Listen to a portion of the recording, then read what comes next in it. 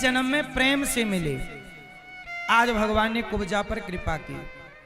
इसके बाद भगवान कृष्ण की एक दिव्य लीला है, धनुष भंग लीला। कुबलिया पीड़ नाम के हाथी का भगवान ने उद्धार कर दिया, चांडूर मुष्टिक को मारा और भगवान अपने पिता नंद बाबा से कह रहे हैं कि आप चले जाओ यहाँ से वृंदावन। अब नंद बाबा कृष्ण को छोड़ करके जब वृंदावन जाने लगे, वसुदेव जी ने कहा कि कृष्ण आपके बेटे नहीं मेरे बेटे हैं। वसुदेव जी तो रोने, नंद बाबा तो रोने लगे। भगवान ने समझाया कि पिताजी मुझे कुछ लीला करने हैं इसलिए मैं यहीं रहूंगा। नंद बाबा चले गए और भगवान पढ़ने के लिए उज्जैन गए। उज्जैन में भगवान 64 दिन रहे। कितने दिन रहे? 64 डेज।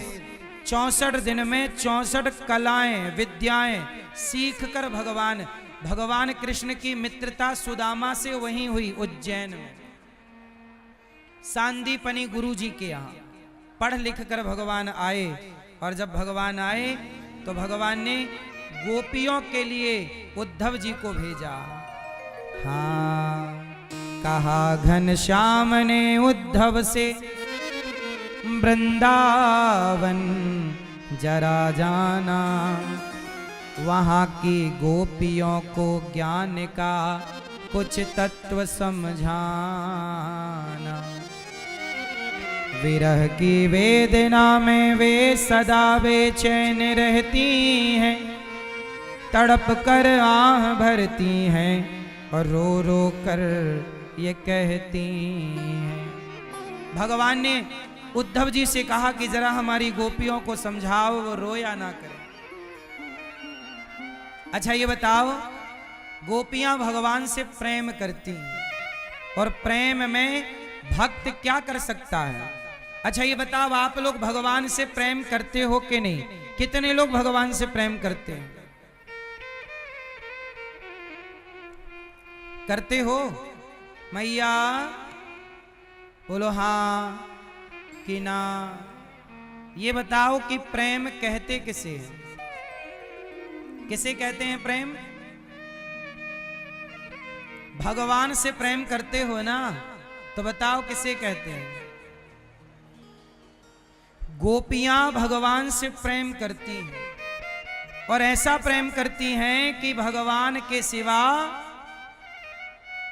जब कृष्ण गए तो कृष्ण की याद में गोपियां तड़प रही हैं, कृष्ण की याद में गोपियां रो रही हैं। प्रेम क्या है? भगवान के लिए समर्पण कर दे, भगवान के सिवा और कोई चाह ना रह जाए, इसका नाम समर्पण है, इसका नाम प्रेम है। अच्छा ये बताओ, आप लोग भगवान के मंदिर जाते हो तो कोई कामना रहती है कि नहीं? बोलो हाँ। आजकल लोग भगवान से भी कहते हैं कि हमारा ये काम हो जाएगा तो हम आपको नारियल चढ़ाएंगे, ये करेंगे। मतलब भगवान को भी आप स्वार्थ की नजर से देखते हैं। मैया मैं आपसे कहूं कि मंदिर जाना बुरा नहीं है, पर स्वार्थ लेके नहीं। अब आप कहो कि भगवान से नहीं मांगे तो किससे मांगे? अच्छा एक बात बताओ, क्या छोटा सा बच्चा क्या अपनी माँ से मांगता है कि दूध पिला दो? 1 महीने का बच्चा है, क्या मांगता है कि दो? बोलो, क्या सर्दी लगने पे कंबल मांगता है? छोटा बच्चा कुछ नहीं मांगता, पर बिना मांगे उसकी हर जरूरत माँ पूरी करती है कि नहीं?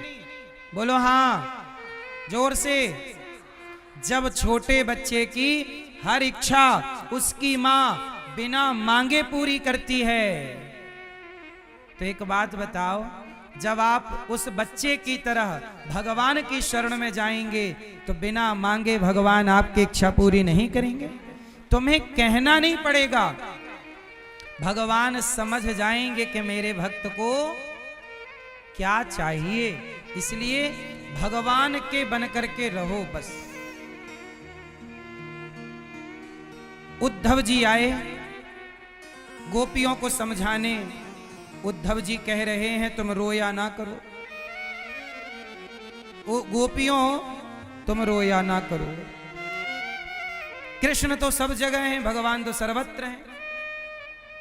अच्छा एक बात बताओ मैया, भगवान सब जगह हैं या नहीं हैं? तो फिर दिखाओ कहां है? गोपियों से उद्धव जी ने कहा कि जिस कृष्ण के लिए तुम रोती हो वो तो सब जगह है। तो गोपियों ने कहा कि दिखा दो, सब जगह है। तो उद्धव जी दिखा ना पाए। इसका मतलब है कि ज्ञानी केवल बातें करता है कि भगवान सब जगह रहते हैं, लेकिन जो प्रेमी होता है वो सब जगह भगवान को देखता है।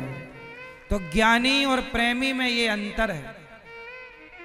इसलिए प्रेम, आप लोग भगवान की पूजा बहुत करती हो मैया, जैसे आप लोग भगवान को नारियल चढ़ाती हो, माला पहनाती हो, रुपया पैसा चढ़ाती हो।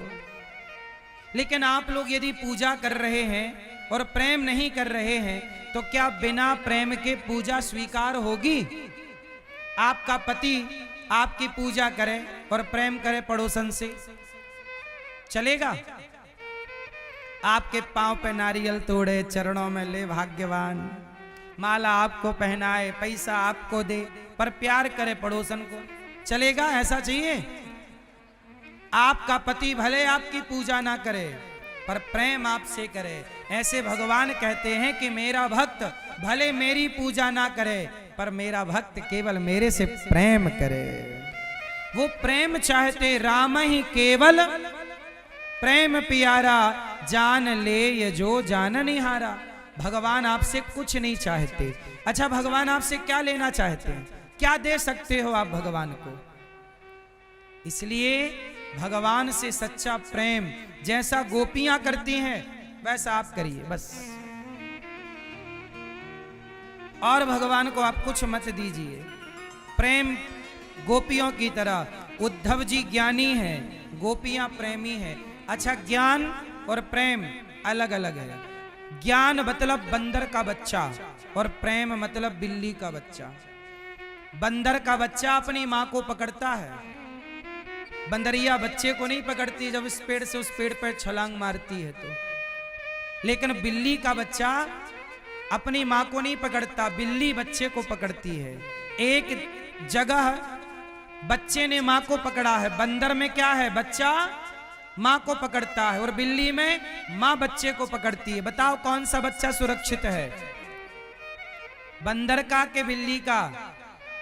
हाँ, जो भगवान को पकड़ते हैं वो ज्ञानी कहलाते हैं। और जिन्हें भक्त, जब आप भक्त होते हैं तो आप भगवान को नहीं पकड़ते, भगवान आपको पकड़ते हैं। जिन्हें भगवान पकड़े वो भक्त कहलाते हैं। जो भगवान को पकड़ते हो वो क्या कहलाते हैं? ज्ञानी। और जिन्हें भगवान पकड़ते हैं वो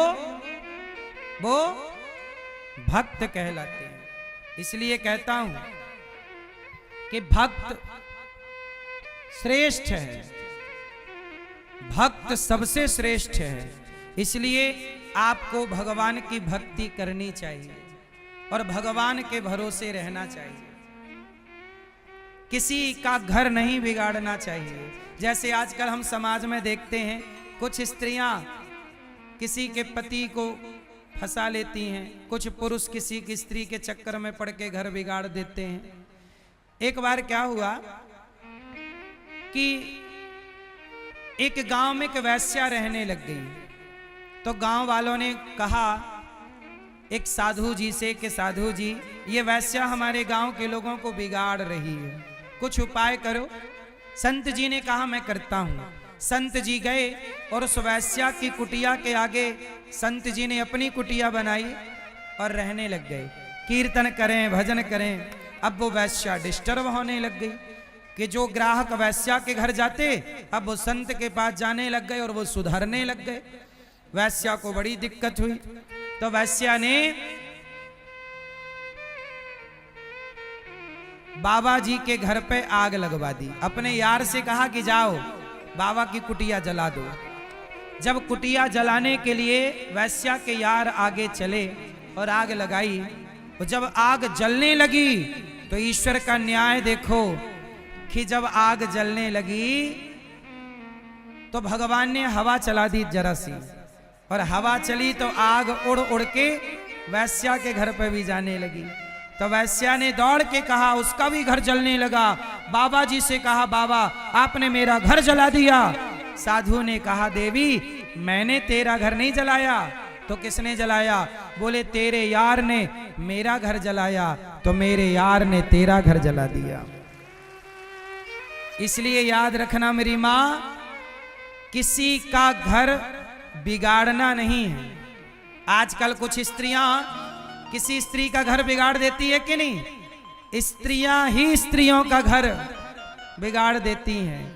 तो यदि आप किसी का बिगाड़ोगी तो याद रखना कि आपका भी बिगड़ेगा जरूर, क्योंकि ईश्वर के घर देर है, अंधेर नहीं है। इसलिए कहता हूं, घर बिगाड़ना नहीं है, घर बसाना है। आपके द्वारा कोई घर बसाए, आपके कारण किसी का घर बस जाए, आपके कारण किसी के होंठों पे मुस्कान आ जाए, इससे बड़ा पुण्य क्या होगा साहब।